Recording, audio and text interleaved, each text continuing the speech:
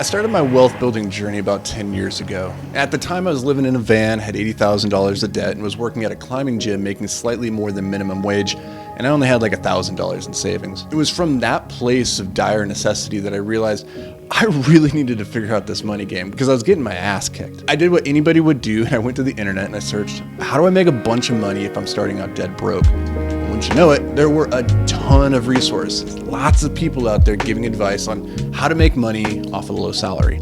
I thought, perfect, that's me. So I dove in, I watched video after video, and I read countless articles and books, and here's the thing.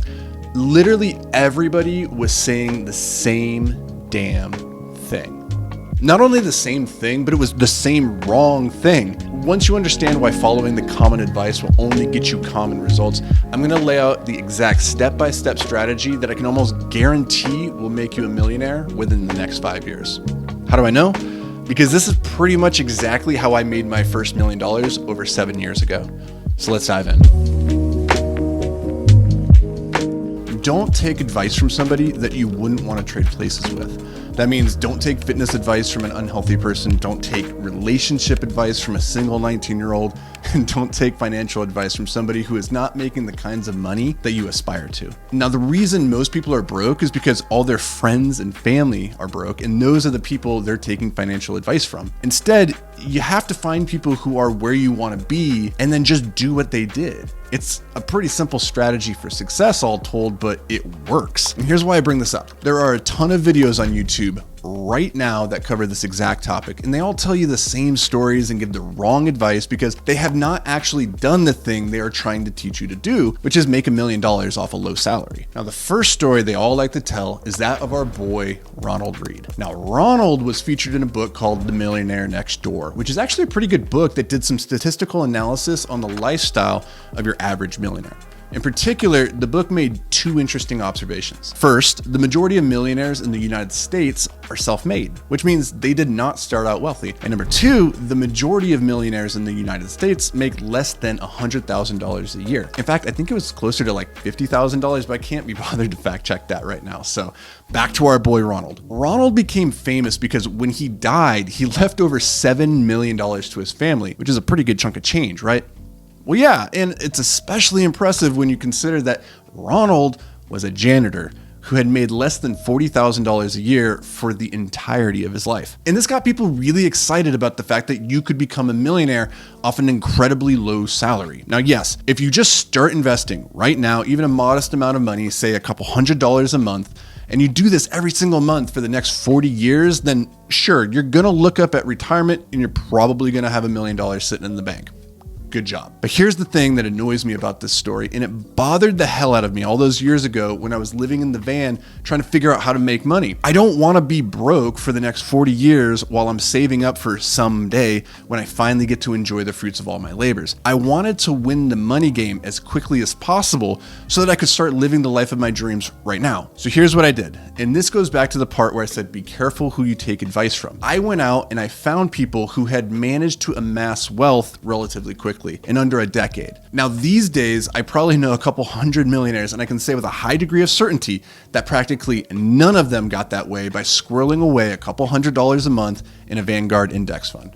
No, they played the game completely differently. And it was from observing how they played the game that I created my own $1 million roadmap, a plan of action that would enable me to fast track my progress towards millionaire status so that I could get there in under a decade. Now, as it turns out, I ended up getting there way faster in only 3 years, but I got really, really lucky. Now, this roadmap I'm gonna lay out is the closest thing that I have to a guaranteed process for getting to $1 million in under a decade. Even if you're starting out right now, only making minimum wage. The system is pretty simple. You've got to change your beliefs, your thoughts, and your actions.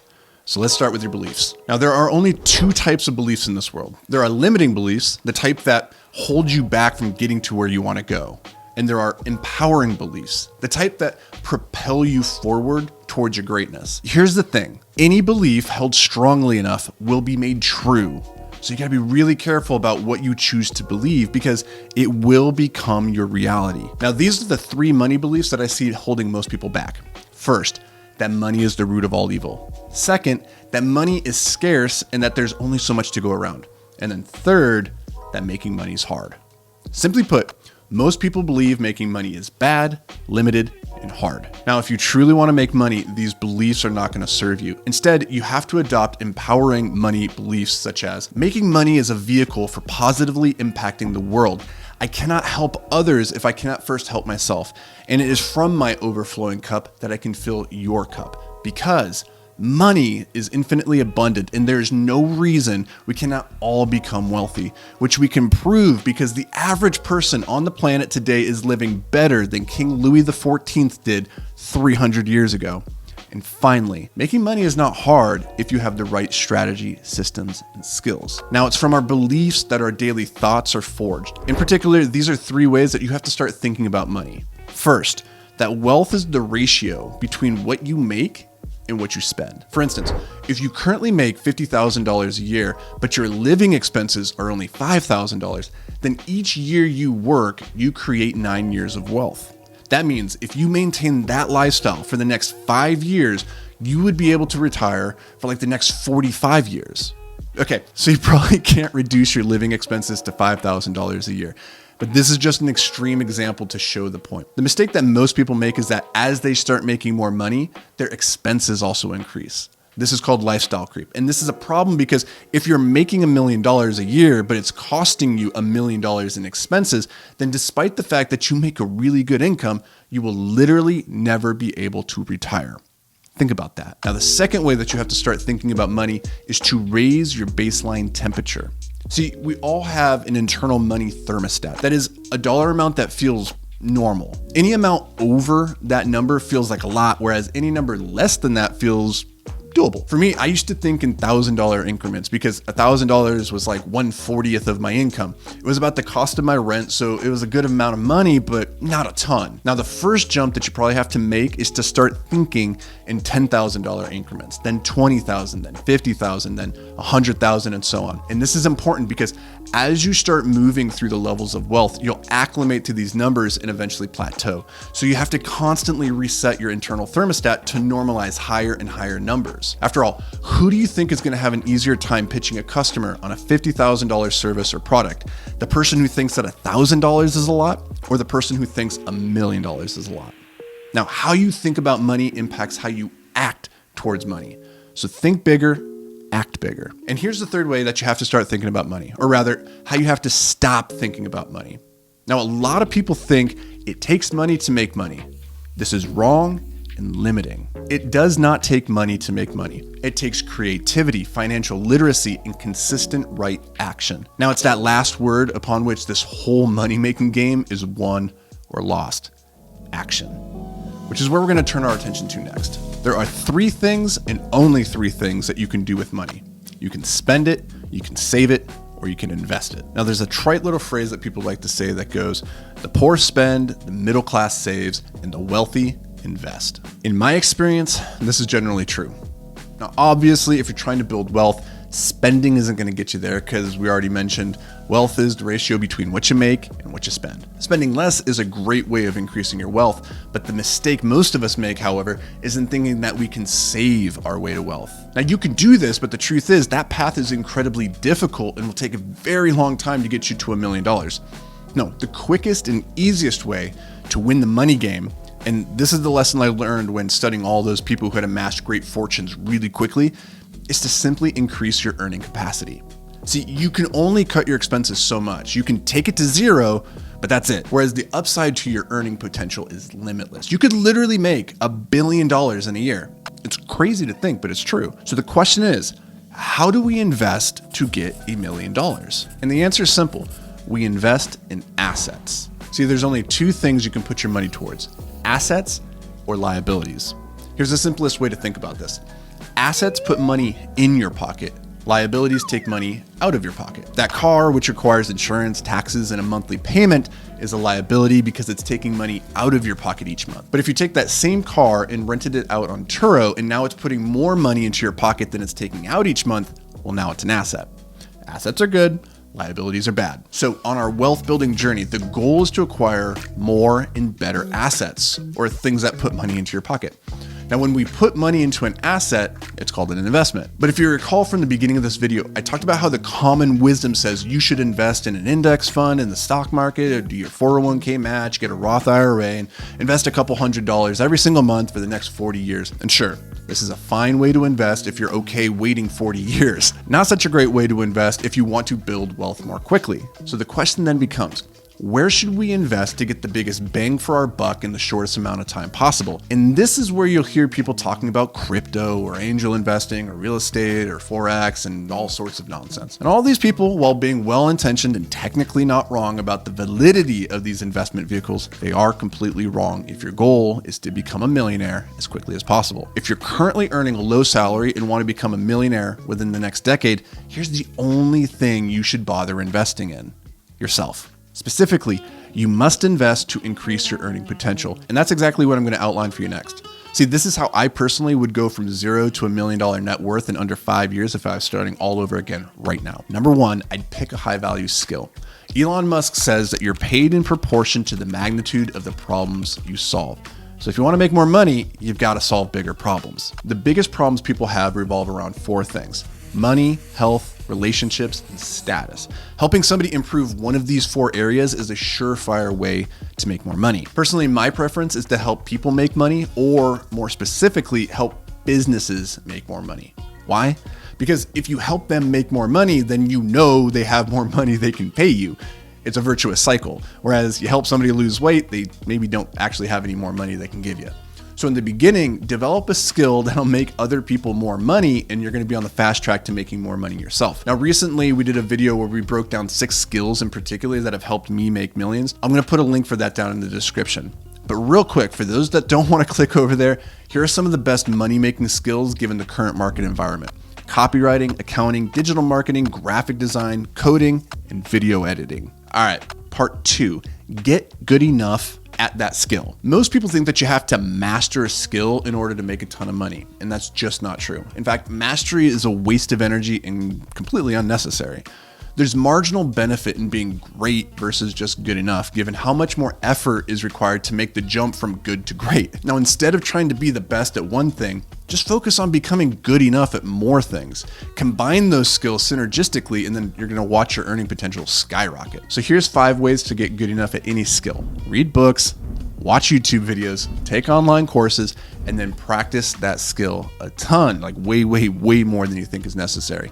And then finally, network daily with experts. And you can either pay to get inside groups to mastermind with these people, or you can just go like hang out with them on Twitter or hit them up on YouTube or Instagram. I mean, come find me over on Twitter at Anthony Vicino. I'd love to help you out. Now, part 3 is that we're going to deliver free value using our good enough skills. And in this step, we're building network, experience, and social proof. The goal is not to make money yet. First, we have to build something way more valuable: goodwill and reputation. Because here's the thing. You've probably heard people say it's not about what you know, it's about who you know. Well, this is wrong. The correct way to say this is it's not about what you know, it's about who knows you. So right now, nobody knows you, what you do, or how it can help them, which means they couldn't give you their money even if they wanted to. Sure, you could build a website and then start running ads to drive cold traffic, but here's the problem. You have no proof you're actually any good at the skill you've been developing. And this is problematic for 2 reasons. 1, without proof, nobody's going to believe you can help them. And number 2, without proof, do you even believe you can help them?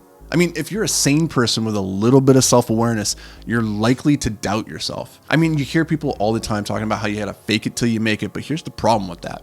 You're not fooling the most important person: yourself. Without true conviction in what you're doing and your ability to help people, you will always struggle to convince those people you can help them. So it starts by building conviction and confidence in yourself, which we do by doing the thing. See, knowledge is knowing the right answer, but skill is having the ability to apply it. Up to this point, you've acquired theoretical knowledge, but now it's time to transmute that into real-world ability. And this is done in the crucible of real life where theory smashes headlong into practice. All right, so here's how we can deliver free value to people through the lens of the skill of copywriting. You can adapt this to whatever high-value skill you choose. Part one, we're going to find an ideal client. We're going to subscribe to their email list, and then we're going to study their onboarding email automation. You're going to look for opportunities to improve it, and then you're going to send those improvements via DM or email to that person. And then you're going to suggest other areas that you could help them. But you don't ask for anything. Your only goal here is to add value without expectation of return. And then here's the most important part. You're going to repeat this 100 times every month. Yeah, seriously, 100 times. Here's what this actually looks like in practice. You're going to find 100 ideal clients and you're going to reach out to them every single day. And by the end of the year, you're going to have reached out to 1,200 people and gotten practice improving 1,200 email automations. That's a ton of reps. So chances are you're actually starting to get pretty good at the thing. And by the way, this means you're going to reach out to 3 clients every single day for a year, which might sound like a lot of work because it is. The question is though, do you want an extraordinary life or an easy life? Yeah, that's what I thought. So let's continue. Now, here's where the rubber really meets the road. Most people are going to completely ignore you. Truth is, your work probably just isn't that good yet. So they might look at what you send them and think, yeah, you can't actually help me. That's okay. Don't get discouraged. A small percentage of people will reach back out, though they probably still won't engage you for more work quite yet. If they do, awesome. If not, that's okay. Put these responders on a list and then follow up with them every single month, just adding more value. Stay present in their lives on a long enough time frame without actually asking for something, and you're going to start building goodwill and cultivating one of the most powerful influence concepts, reciprocity, which you can learn more by checking out the book, The Psychology of Influence by Robert Cialdini, which is like one of the best books I've ever read. Now, again, this is going to be a lot of work because in the beginning, all you have is brute force and hard work to get the flywheel going. So you're going to have to commit 3 to 4 hours every single day to this strategy for at least a year. And then it's time to move to step 4, which is we're going to convert free to paid. Now, if you did the previous 3 steps, chances are good you've got some people you've been doing work for. Now it's time to add some fuel to the fire by establishing authority and overcoming obscurity. To establish authority, you're going to need to craft a compelling offer, create a landing page, and then start collecting testimonials. I'm not going to go into detail on how to do all this right now, but I do plan on releasing a couple of free crash courses on this topic to our Beyond the Apex community, which you can join for free with the link in the description below. Now, here's the number 1 rule for overcoming obscurity that served me well over the past decade to build multiple 7- and 8-figure businesses and raise over $25 million of capital from private investors. It's this: you ask for the referral, not the sale. And to do this, you go back to those 1,200 people you delivered value to in the previous year, you let them know about your compelling offer, and then you ask them, do you know anybody who might be a good fit for my services? And if so, would you do me a favor and make a connection? If you've actually done a good job of delivering value to these people without expectation, then I would bet you could easily get 25 paying customers from this one ask alone. Now, if you're charging, let's say $2,000 a month for your copywriting services, you multiply that times 25 and bam, that's $50,000 a month, which is $600,000 a year. So not too shabby. And you're probably able to do this within the first 3 years. So plan to dedicate 1 year to learning, 1 year to delivering free value, and then in year 3, you can start monetizing. All right, so now let's move to step 5, which is the most important part if you want to hit $1 million. You need to over-deliver value. If you live and breathe by this simple concept, you will have more business than you could ever need. Price is what you pay. Value is what you get. Now, if you consistently over-deliver value, then you will always have a full pipeline and the ability to raise your prices. Listen, from our previous copywriting example, you can make the jump to $1.2 million in 2 ways. You could double your clients or you could double your prices. Which do you suppose is easier? That's right, raising your prices. But you can only do that if you're actually delivering value in excess of what you're charging. So that means during this phase, you need to bust your ass doing whatever it takes to over-deliver value so your customers don't even blink an eye when you go to raise your prices in the next year. All right, and that, my friend, is literally my $1 million roadmap. It's a bit different than the conventional wisdom that says you just put a couple $100 away every month, you put in your 401k or your Roth IRA, and then in 40 years, you finally get to retire. Now, if you want to achieve $1 million in way less time, you're gonna have to play the game far differently. And this is just what's worked for me. And I know if you adopt the beliefs, the thoughts, and the actions necessary to execute this game plan every single day for as long as it takes, then I can all but guarantee it's going to take you way less than 40 years to become a millionaire. Hey, what's up guys? Really appreciate you checking out the video. Hope you got a ton of value from it. If you want to go even deeper into entrepreneurship, investing, productivity, and like how you can get to $1 million way faster than the conventional game plan, then I highly recommend you check out the Hyper-Focused Entrepreneur newsletter. This is something that we put a crazy amount of work into each and every single week to bring you hyper actionable tips that you can start applying into your life right now. So I'll leave a link for that down in the description below. Also, we just launched last month the Beyond the Apex community, and already we have over 450 people in there. It's fantastic. There's a bunch of premium courses that you can sign up for, but there's a ton of free resources as well. So if you want to check that out, there's a link in the description below where you can join for free and check it out. And I truly hope to see you on the inside, guys. Now, until next time, stay hyper-focused, my friend.